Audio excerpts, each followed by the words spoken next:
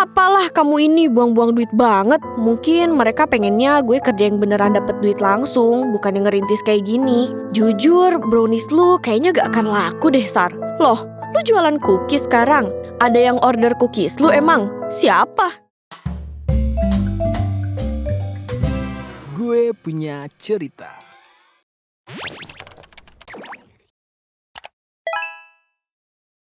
Peringatan, animasi ini dibuat dengan tujuan sharing pengalaman pribadi sang pengirim cerita.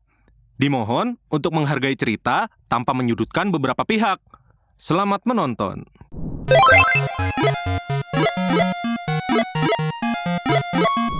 Hai guys, di sini ada gak sih yang senasib sama gue, punya rasa insecure yang tinggi banget dan gak pernah percaya diri buat ngejalanin sesuatu? Kalau ada, yuk sini kumpul. Gue mau ceritain kisah gue insecure ini yang pada akhirnya bisa nemuin rasa percaya diri gue. Perkenalan dulu deh ya, nama gue Sarah. Gue baru lulus kuliah setahun lalu. Dan sekarang gue kerja kantoran sambil jalanin bisnis kecil-kecilan gue. Sebagai kakak tertua di keluarga, selain dituntut untuk lebih dewasa dari adik-adik, gue yang lahir di keluarga yang kurang cukup di bagian ekonomi ini juga dituntut untuk ngebantu keuangan keluarga. Oh iya, gue ini orangnya emang suka banget nyoba sesuatu yang baru, apalagi soal kuliner. Yap, gue suka banget bikin makanan manis. Soalnya gue juga manis, maksudnya suka makanan manis, hehe. Di rumah, gue sering banget ngacak-ngacak dapur buat lakuin hobi gue ini. Tapi sedihnya, ortu gue, apalagi bapak tuh beneran gak support sama sekali sama hobi gue. Padahal kan niat gue tuh pengen bantu perekonomian keluarga. Tapi dia selalu bilang, apalah kamu ini buang-buang duit banget. Cari duit tuh yang bener-bener aja, bukan buang-buang duit kayak gini. Padahal setiap gue masak juga bahan-bahannya gue beli pakai duit sendiri. Bahkan mereka juga kadang makan makanan yang gue buat. Tapi entahlah, mungkin mereka pengennya gue kerja yang beneran dapet duit langsung, bukan yang ngerintis kayak gini. BTW, yang mau gue ceritain ke kalian tuh cerita pas gue masih duduk di bangku kuliah ya guys. Pas kuliah tuh gue punya temen. Ya bisa dibilang dia satu-satunya temen gue kala itu. Nama temen gue ini Mira. Sejujurnya si Mira ini anaknya baik, tapi emang mulutnya agak pedes gitu. Suatu hari gue bawa brownies bikinan gue ke kampus. Gue pengen kasih brownies gue ke Mira dan rencananya juga gue pengen jualan brownies ini. Sesampainya di kampus, gue langsung nyamperin Mira. Ra, lihat, gue bikin brownies, kata gue sambil ngasih browniesnya ke Mira. Cobain dong, rencananya sih gue pengen jualan brownies. Lumayan, duitnya bisa buat bayar kuliah kan. Mira pun mulai nyobain brownies buatan gue. Gue liatin terus ekspresinya dia. Mukanya kelihatan kayak lagi mikirin sesuatu. Jujur, brownies lu kayaknya gak akan laku deh, Sar. Keras gitu, terus gak kerasa manis juga di lidah gue. Gue yang denger itu langsung down banget. Padahal pas gue coba tuh, brownies gue manis dan gak keras kok. Lu dapet resep dari mana sih? Tanya Mira. Gue pun kasih lihat resep yang gue dapet di TikTok ke dia. Dia ngangguk sambil ngabisin brownies yang dia pegang. Oh, kata gue sih lu coba bikin yang lain aja, jangan brownies, kata dia. Gue pun ngangguk sambil masukin lagi brownies gue ke tas. Beberapa hari kemudian gue berangkat ke kampus kayak biasa. Gue lihat ada kumpulan orang lagi ngerubungin satu meja di belakang kelas. Gue yang penasaran pun mendekat dan gue lihat Mira di situ. Dia lagi ngasih brownies gitu ke beberapa orang. Loh, Mir, lagi bagi-bagi brownies? Mira agak kaget pas gue tanya. Dia pun ngasih brownies terakhir yang ada di mejanya ke salah satu teman kelas kita. Pas teman kita itu cabut, Mira baru balas pertanyaan gue. Oh, gue jualan brownies sekarang. Jujur, di situ gue agak kaget. Entah gue yang terlalu sensitif atau gimana, tapi kan ini ide jualan gue.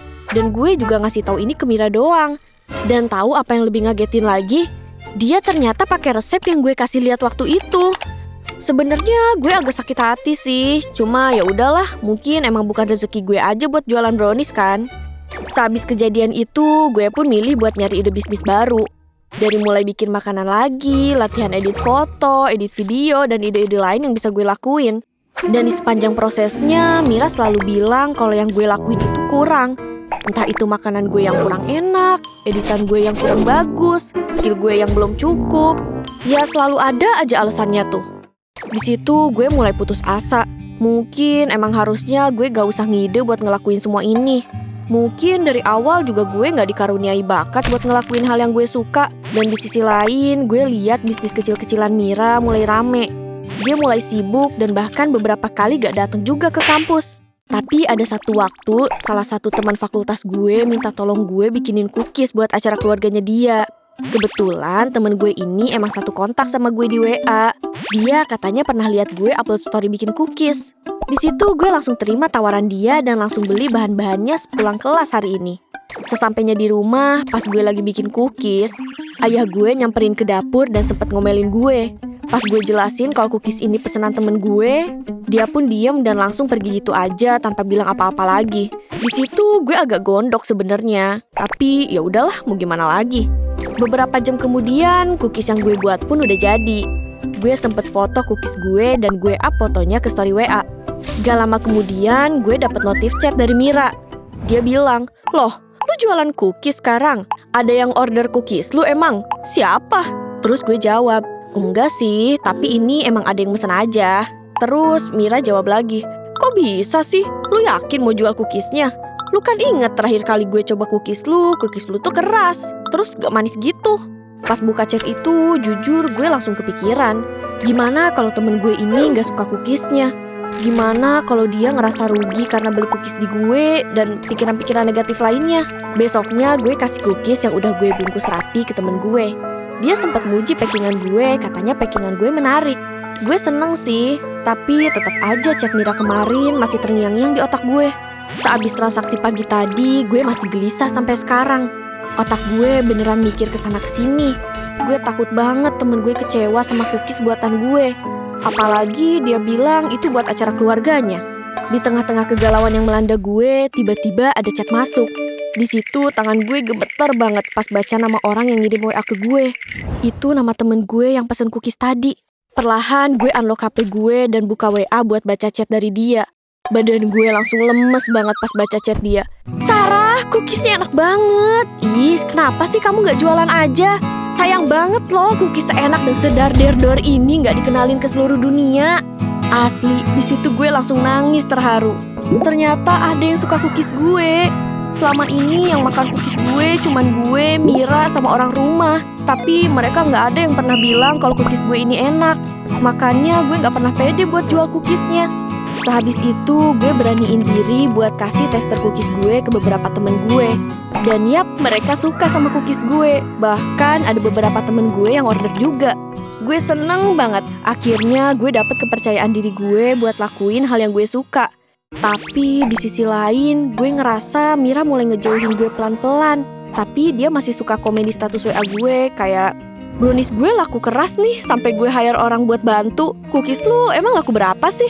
Oh, udah terkenal ya sekarang, sampai lupa sama orang yang selama ini nemenin lu." Jujur, gue bingung. Kan dia yang jauhin gue. Kok jadi dia yang ngerasa gue sombong gitu? Orang tiap gue samperin di kelas aja gue kadang dikacangin. Dari pengalaman gue belajar kalau ternyata lingkungan tuh ngaruh banget ya ke kehidupan kita. Selama ini bukan kita yang kurang, tapi memang lingkungan kita yang selalu bikin kita ngerasa kurang. Dan juga jangan sampai kita bikin diri kita sendiri gak mau maju gara-gara gak dapet support dari orang-orang yang kita harapin nge-support diri kita.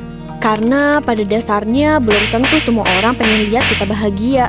Mau itu orang yang gak kita kenal atau orang terdekat yang ada di sekitar kita selama ini. Pada akhirnya yang bisa bikin kita maju tuh diri kita sendiri. Semangat ya buat kalian semua yang lagi berjuang buat diri sendiri dan orang yang kalian sayang. Sampai jumpa di cerita GPC selanjutnya ya. Bye-bye.